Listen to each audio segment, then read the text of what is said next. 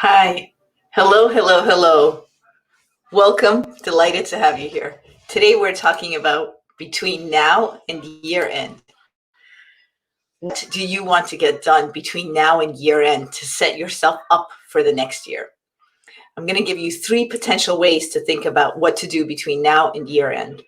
So, first of all, you all know the statistic that people sign up for gym memberships for January 1st, and then by the beginning of February, many of them aren't going anymore. You've all seen that and heard that. But the exception has been those people who sign up for gym memberships just before January 1st, who start going at the end of the previous year. That's effectively what I want to do for you today, which is to give you three ways to set up now for the next year.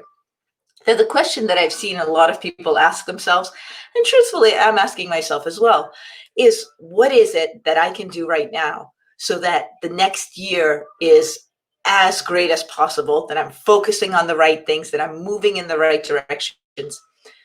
So here are three ways to do it. And before I start, my favorite part here is hearing what you're thinking. So what are you thinking? What's on your mind between now and year end? Whether it's concerns, whether it's hopes, expectations, what's on your mind between now and year end? All right, so as you type in your comments, and I will read them off as they come in. But in the meantime, let's go with three things that you can do, three tools that you can use to think about how you're going to be the most amazing version of yourself at home, at work, for your business, starting in the new year. All right, item number one is what if. Item number two is Eileen Schaefer's Game Changer. And item number three is Marshall Goldsmith's Feed Forward. So let's go through them all one by one methodically as you let me know what's on your mind between now and year end. All right, first thing, you have heard me talk about what if. What if is the kind of question that puts us into a playful mindset, lets us experiment with things. What is your what if between now and the next year? And when I say experiment or playful mindset, I think about things like, what if I were a superhero? What would my life look like then? And you can be as creative or as grounded as you like about that kind of question. What if I were the most productive person I know? What if I contributed the most to people being able to stand up for themselves? What is your what if? So that's one framing. One phrase, what is my what if? What if I were? And put in that thing that you wonder about being. I'll just give one more example. What if I were, for people, often we have people who come to work on coaching with us who want to be more strategic or want to be better at executive presence. What if I were a much stronger performer in executive meetings? What if I were a much stronger presenter? What if I were a presenter like another presenter? It doesn't mean you're doing things the same way, but in that way of impact or charisma or interaction with people. So what if? And I love it. I'll just give you my own tip. I love making it a noun. I love, what if I were the most productive person? What if I were, for me, what if I were the most effective at getting the message across for people being able to stand up for themselves? Which, as you may see this, first time I've ever winked on camera, as you may see this series, it's a lot of what I talk about here. All right, so a few of you are coming in with some of the ideas about what you want to do between now and year end. So far we've talked about what if. And here, Christian, hello, and thank you for joining. Christian says he wants to be at his physical best before the end of the year and doing well so far. There you go. You are actually doing what I was talking about before I started, which is you're starting things on the way. You're processing things before that time sort of hits and comes in and is looming over us. Ooh, year end. Ooh, year start. Okay, so we talked about what if. What if I were this kind of person? Second, you've probably seen the episode, and I'll link to it in the notes for this session, about Eileen Schaefer's Game Changer. She had us go through an exercise with 3 parts to a piece of paper about what's been really great, what's been really not great during this past 2020, and then what would be a game changer for you if you did it between now and the end of the year. What would actually make 2020 the kind of year that you could look back on and say, hey, all those terrible things happened, and also these things happened as well. So that's method number 2. Another tool you could use is Eileen's Game Changer. First, we've talked about what if, then we've talked about Eileen's Game Changer. And now Marshall Goldsmith. You may have read Marshall Goldsmith's books, such as, I think he's the author of nearly 30 books. One that I really love is What Got You Here Won't Get You There. I always have to think about how to phrase that in my head. Marshall Goldsmith, phenomenal person. Really, really, I like him. I've interacted with him just a little bit. He gave us an endorsement on the back of our book on Profit from the Positive. Really, really love his content. He puts a lot of it out there. This is feed forward, and you may have heard me talk about it before, but in this context, I'm talking about how can you apply feed forward to yourself and to the next year. All right, so context, what is feed forward? Feed forward, as opposed to feedback, is when you want to give feedback to somebody, for example, somebody on your team, but you don't want to do it in a way that they rebel or that it really draws them away. You may have heard someone walking in. But you want to give them some feedback because it's important. It's important for their development. It's part of how you care about that person. So Marshall Goldsmith's feed forward is, hey, don't give feedback.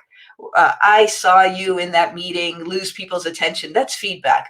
That's what I saw. But feed forward is, hey, I saw that meeting. I was there with you. And let me give you something that you can try in the future. And everything switches when you try it that way. So instead of, I saw you do this, and you might even be really specific about your feedback, which is a good quality for people to be able to do things, but you're putting people on the defensive when you do feedback. And I think about it even with kids. You can do feedback, or you can say, hey, next time, how about we try this? Next time, would you like to consider this? So that is feed forward. Now, how can you apply it to yourself? Let me pause. Any questions about feed forward? The idea that instead of saying, oh, what you did in the past, not so great, you're going to be in this situation again. I care about you. Here's some things you can try in this situation when you're in it next time. I'll just check if this is a question. Oh, wonderful. Okay, so this is somebody saying another goal they have for between now and year end. This is Avinash saying to finish reading books for leisure and for business by year end. Awesome. Avinash, you sound like a person who has one of those goals, whether it's 20 or 70, but one of those goals for the year. That's awesome, awesome, awesome. So great. So with feed forward, we have this context in this idea in the context of giving somebody comments. But what if you apply feed forward to yourself? I'll give an example about me. If you say, hey, Senia, here's what I saw you do in the past year. I saw you not prioritize the series of children's books, for example. How about in the next year, you do what you did 2 Januaries ago, which energized you immensely, which is some days of the week, you set aside almost the entire morning. No meetings, no coaching, no business meetings, and you only focus on the books. Remember how alive you felt? How would it feel to do that in the new year? So thank you for joining my self-coaching. That was literally the kind of discussion that coaches have with themselves and that you often might have with yourself as well. And that is feed forward that I'm giving myself. Hey, for the next year, here's something that you said is important for you. Didn't get much focus in the past year, but remember how you once did put focus on it? What if you were to try that again? How energized would you be? How excited would you be about the goal of publishing this series of children's books?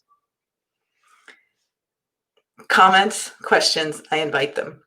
And I wonder for the couple of comments that I have. So for example, for Christian, who wants to be at his physical best, and for Avinash, who wants to finish reading the books for leisure and business, which of these are going to work for you all? Is it what if I were the kind of person who finished a book a week, or whatever it is for you?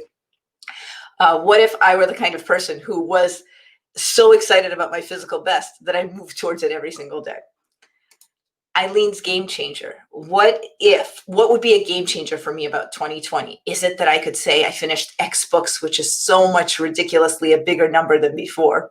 Or is it, would the game changer be if I could, I don't know, do 10 chin-ups, 10 pull-ups, 10 pull-ups. I don't know. And then feed forward, which is in both of these two realms. Thank you for the examples, gentlemen. In these two realms, feed forward might look like, hey, this is something that I care about, which is reading books. How about what I do in the future is that I will set aside time to read at these specific times or in this way so that this is a priority and I'm doing it in this way? Or what if this physical thing is really important to me? What if I sign up for this kind of race or that kind of race? Now, you may have done that before. I'm not saying you haven't done races before, you haven't set goals. I'm just saying, how can you talk to yourself in a way that will motivate you? Thanks for being with us. Thank you so much for being with us. What if will work? Oh, so thank you. So Ivan and I came back and said with reading books, what if would be a good one to work on. Thank you. I will summarize with everything we've talked about. We talked about, hey, between now and year end, what can we do that will make the year end an amazing start? And I've suggested 3 techniques, which is the what if. What if I were this kind of person? Eileen's game changer, which is, hey, 2020, not so great. What would still make this an amazing year? What can I still get done between now and then? Which similarly, you can apply to your 2021.